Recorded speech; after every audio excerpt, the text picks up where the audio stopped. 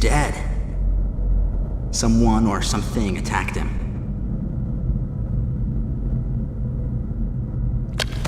Whoa! Get away from me!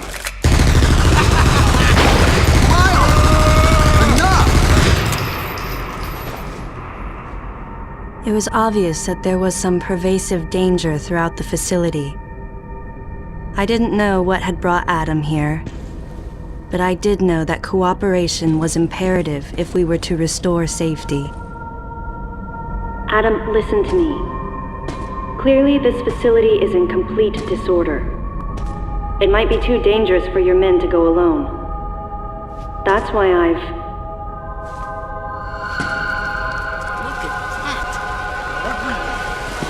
Coming out of the wall! Right, stay calm.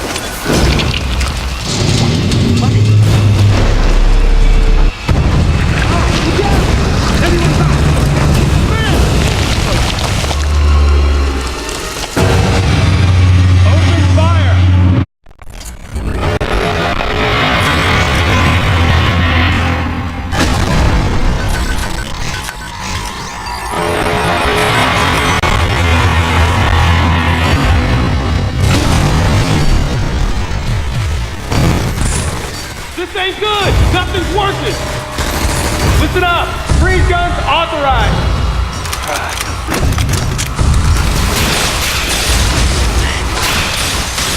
Sam, I'm authorizing missile use!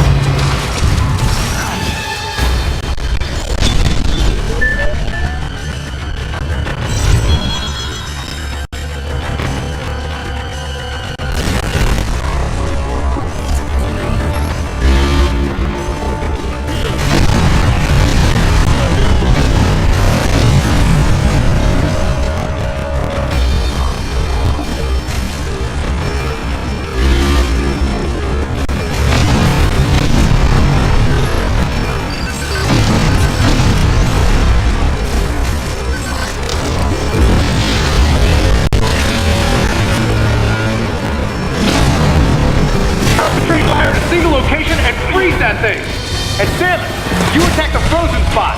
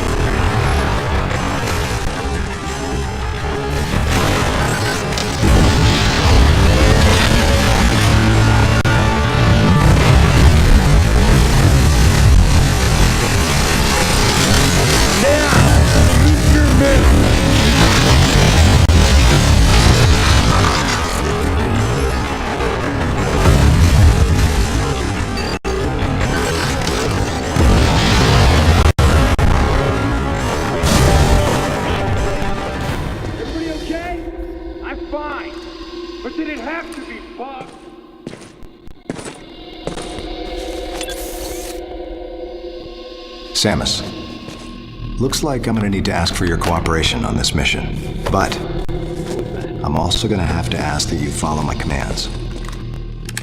You don't move unless I say so, and you don't fire until I say so.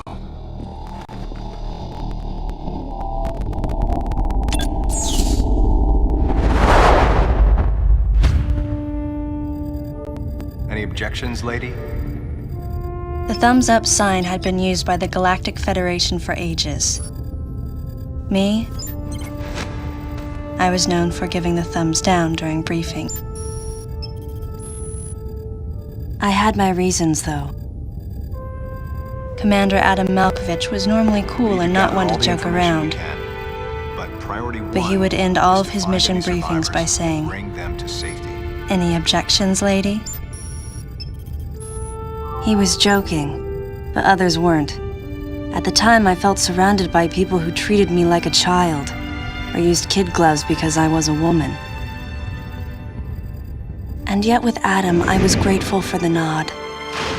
My past has left me with an uneasy soul, and as a result, it touched me on some level that Adam would acknowledge that past by calling me something delicate, like lady. And I knew more than anyone that every word from Adam was deliberate. My thumbs down was a twofold response. A sign of derision at being called a lady, and a signal of my complete understanding of the mission orders. The other soldiers were always willing to support me with easy smiles despite the fact that I clearly had so much yet to learn. Among them was Anthony. In the face of his well-meaning behavior and that of the other soldiers, my response was to become increasingly bitter. I was a child, always with something to prove, a chip on my shoulder. And I was angry. I felt that if I let my guard down, I would easily be broken. And beyond that, I was scared. But even in the naivete of my youth, I could see in Adam's joking manner how close he felt to me. Adam knows my past, and he knows me better than anyone else. Confession time. Because I was so young when I lost both of my parents, there's no question I saw Adam as a father figure. When I rebelled against him, I knew I could get away with it.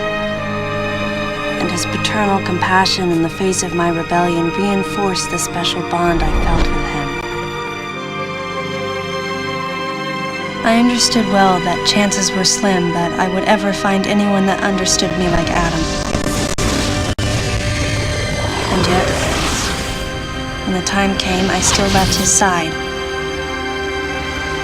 I was so young and naive.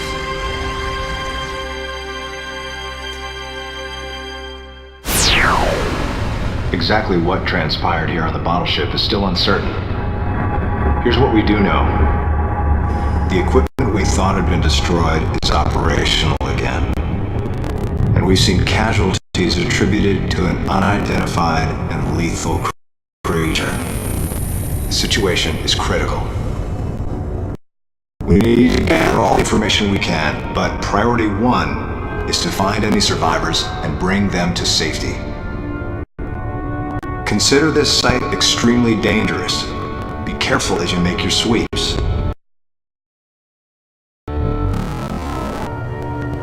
And there's one problem.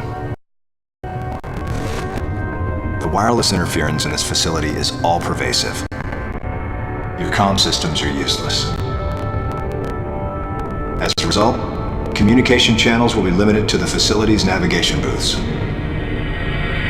Well then, Lyle, investigate Sector 1 and show a little restraint with the explosives. Gotcha. Maurice, you cover Sector 2. Repair any equipment you come across. Affirmative. Anthony, you're Sector 3. I'll leave it to you to decide whether plasma guns are called for. All right. James, check out the control bridge. Our communication issues might be the result of electrical interference. Yes, sir. And KG, run a complete sweep of the residential quarters and investigate any trace of survivors. Got it. Each of you is authorized to use a freeze gun. Do not forget to check in regularly via navigation booths. And Samus, you go to the system management room. Do everything you can to get the electrical system back up and running. Looks like your comm system is still functional. Remember, everything you see will also appear on this screen. Regarding auxiliary weapons, the use of bombs has been authorized. As far as your other weapons go, we will continue to investigate and authorize use as we can. However, We currently have no plans to authorize the use of power bombs. As you know, they have the ability to spread a high-temperature heat wave over a large area, impacting living things, which is a nice way of saying they can vaporize humans instantly. You should be well aware of how dangerous power bombs are, and how their devastation can't be obstructed with common materials. Once the mission in the system management room is complete, I need you to report back. I'll give you your next orders then. I want you all to be especially careful as you execute your missions. That's the end of the briefing.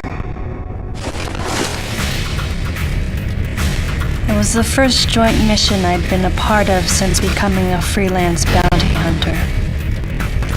And of course, it was the first time since my Federation days that I was following the orders of a commanding officer. Having received mission orders from Adam, I felt confused and strangely exhilarated at the unexpected turn of events. I responded. Understood, Adam. No objections, of course.